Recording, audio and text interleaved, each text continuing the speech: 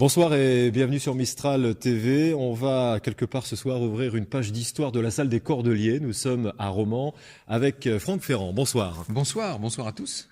Alors justement, vous avez peut-être eu des difficultés à donner un nom à votre prestation. On va pas dire one man show, on va pas dire conférence, ça ferait peur au grand Dieu. Comment vous appelez ça? C'est-à-dire que tous les termes sont des termes anglo-saxons.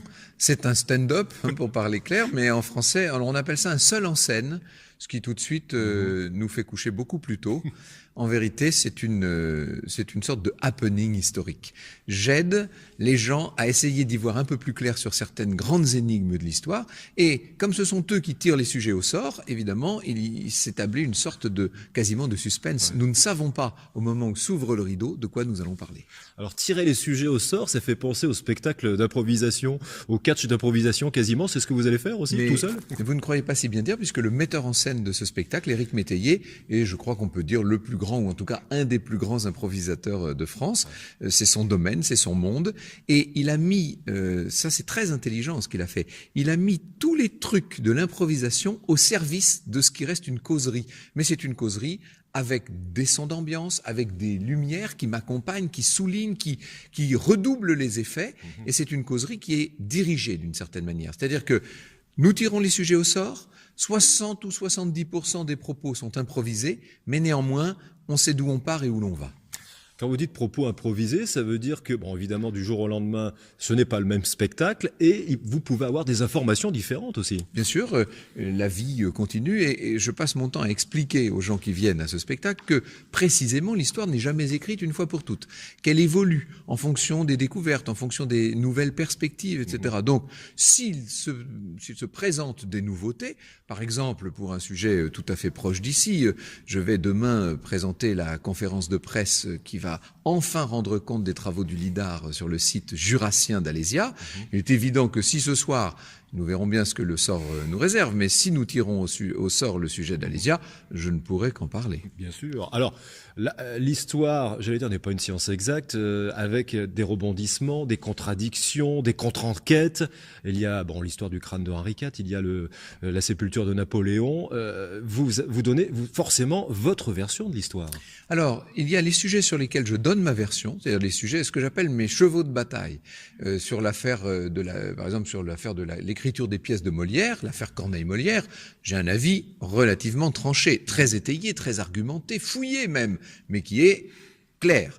Sur Alésia, n'en parlons même pas. Sur le tombeau de l'empereur, j'ai des doutes dont je n'ai jamais fait mystère et j'ai même écrit un livre sur le sujet. Et puis il y a les sujets sur lesquels je suis le premier à me poser des questions. Je ne sais pas si Marco Polo est allé en Chine. Ce qui m'amuse, c'est de montrer aux gens que personne ne peut le dire de façon certaine. Est-ce qu'il est allé en Chine? Certains arguments tendraient à le prouver, d'autres nous montrent que non. Donc moi, je n'ai pas d'avis tranché sur la question. Je ne sais pas non plus exactement ce qu'il s'est passé dans la boutique des Calas, à l'origine de ce qu'on appelle la célèbre affaire Calas, la plus grande énigme judiciaire du XVIIIe siècle. Honnêtement, je n'en sais rien. J'ai quelques idées. J'essaie d'approcher la vérité. Vous savez, on essaie de s'en approcher un peu comme on s'approche du soleil. Parfois, il faudrait pas que les plumes d'Icare finissent par me quitter par me sortir des épaules. Mais c'est le côté savoureux aussi de votre spectacle, c'est qu'on peut ressortir avec plus de questions que de réponses finalement. Oui, ou en tout cas, j'espère qu'on sort avec les bonnes questions. C'est déjà pas mal. On ne sort pas de la salle avec toutes les réponses. Et ce serait très prétentieux de ma part d'apporter de façon absolue des réponses à toutes les questions. Mais en revanche, j'espère qu'on sort avec les bonnes questions posées dans le bon ordre. C'est-à-dire qu'on a quand même progressé entre le moment où on entre et celui où on sort.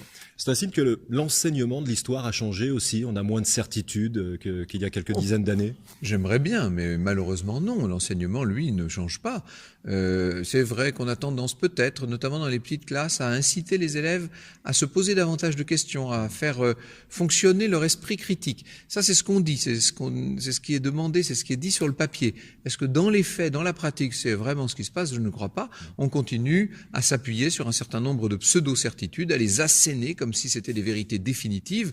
Et si, lorsqu'ils viennent me voir, les gens ont compris que la vérité n'est pas univoque et définitive, alors moi j'aurais gagné, parce que mon but c'est de leur dire attention, ces choses-là ne sont pas aussi simples qu'elles en ont l'air. Selon l'observateur, selon le point de vue et selon les éléments dont on dispose, cette vérité elle est appelée à bouger. On parlait de l'enseignement, ce sera ma dernière question. Quelle a été pour vous, Franck Ferrand, l'étincelle de départ pour cet amour pour l'histoire? À l'étincelle, elle m'a été, on peut même parler du feu sacré, il m'a été transmis par une institutrice.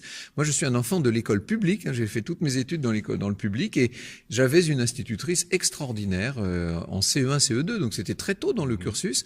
Elle nous racontait des histoires magnifiques, elle plongeait la classe dans l'obscurité, elle nous projetait des images de la bataille de Bouvines ou de la cour de François Ier, et on avait l'impression d'y être, parce qu'elle y était elle-même, elle savait raconter. C'est peut-être de là que naît non seulement mon intérêt pour l'histoire, mais ma vocation de conteur, car après tout, je suis un conteur. Il y aura peut-être sans doute des jeunes, des enfants dans la salle. Ce serait merveilleux de créer des vocations aussi. Nous en créons, j'espère, beaucoup grâce à la radio d'abord, puisque c'est incroyable de voir à quel point les podcasts notamment sont écoutés par beaucoup de jeunes et même de très jeunes. Il y a quasiment plus de jours maintenant sans qu'on me dise mon fils, ma fille qui a 8 ans, 9 ans, écoute, c'est formidable ça. Et puis c'est vrai, on a vu peu à peu le public du spectacle rajeunir. Ça c'est un vrai bonheur.